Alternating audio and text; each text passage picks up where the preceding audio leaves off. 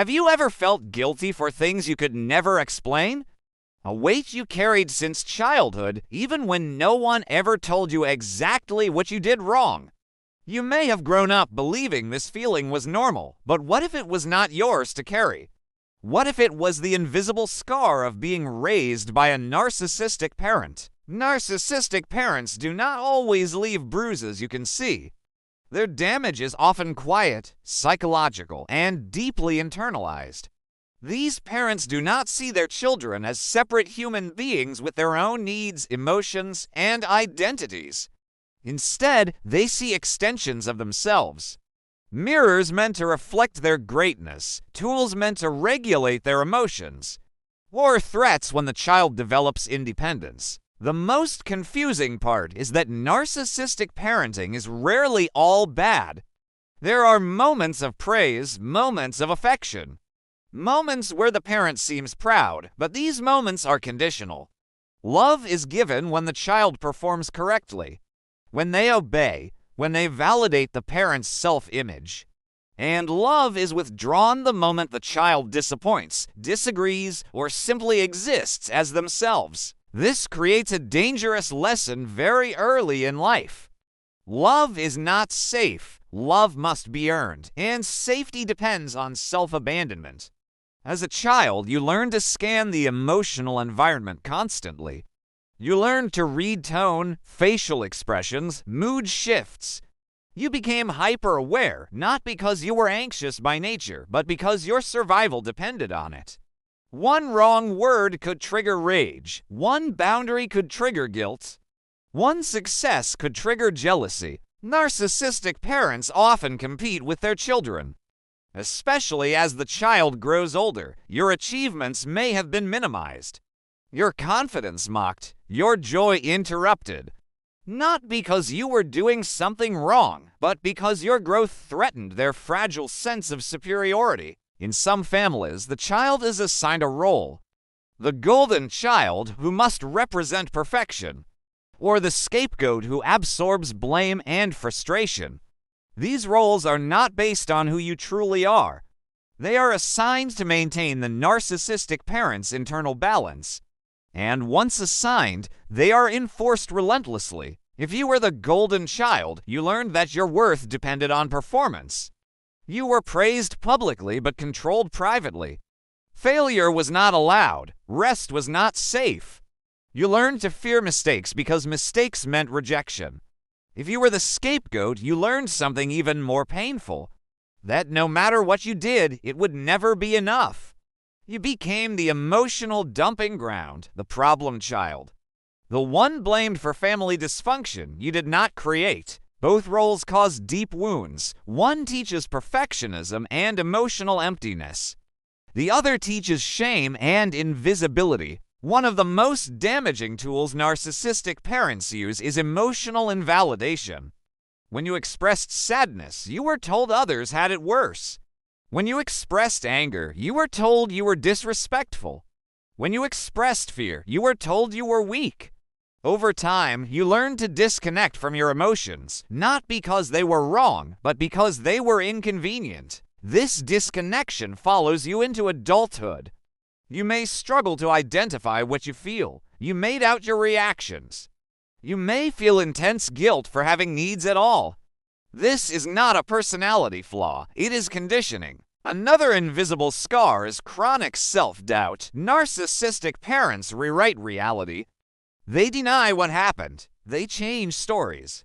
They make you question your memory. As a child, you had no choice but to believe them. And so, you learned to distrust yourself before anyone else. This often leads to difficulty making decisions. You may constantly seek reassurance, or you may freeze, afraid of choosing wrong.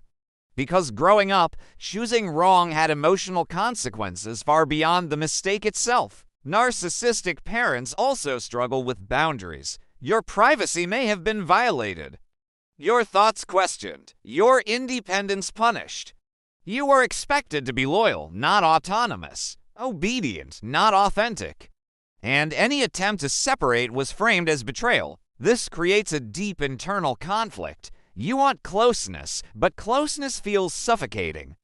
You want independence, but independence feels dangerous. This is why many adult children of narcissists struggle in relationships. They may attract controlling partners or avoid intimacy altogether. The nervous system learned that love comes with a cost. There is also grief that often goes unrecognized. Not just grief for what happened, but grief for what never did. The parent who never saw you, the safety you never felt, the unconditional love you deserved but did not receive. This grief can surface later in life, sometimes without a clear reason. You may find yourself grieving childhood during moments that should feel happy, achievements, milestones, calm moments, because your body remembers what your mind tried to forget. The healing process begins with a difficult truth. You cannot heal from something you keep minimizing. Naming the harm does not mean you are ungrateful. It does not mean your parent is evil. It means you are honest. You are allowed to acknowledge that your needs were not met. You are allowed to recognize that what hurt you was real. And you are allowed to stop carrying responsibility for a parent's emotional immaturity. Healing also requires rebuilding your internal reference point, learning to trust your perceptions again, your emotions again, your instincts again. This takes time. Because for years, those parts of you were silenced. You may need to learn boundaries later than others. You may need to learn self-compassion from scratch. You may need to reference yourself, to give yourself the validation, safety, and permission you never received. This is not weakness. This is courage. One of the hardest steps is releasing the fantasy that one day they will change. That one day they will finally see you. That one day they will apologize. Letting go of this hope can feel like losing them all over again. But holding on to it keeps you trapped in waiting. Acceptance is not approval. It is clarity. As you heal, you may notice resistance, guilt, doubt, fear. These are not signs you are doing something wrong. They are signs you are breaking old patterns. When you stop playing the role assigned to you, the system reacts. You are not selfish for choosing peace. You are not cruel for choosing distance if needed. You are not wrong for protecting your mental health. If this video helped you recognize parts of your story, allow yourself to pause, to breathe, to feel what comes up without judgment. Awareness is the first step toward freedom. Here at Toxic Relationship Recovery, we create content to help you name what was never explained and heal what was never protected. If you feel supported here, consider joining the channel. You do not have to walk this path alone. The invisible scars of narcissistic parenting do not define you. They explain you, and what can be explained can be healed. You are not broken. You were shaped by an environment that demanded too much and gave too little. And now, you get to choose something different. You get to choose yourself.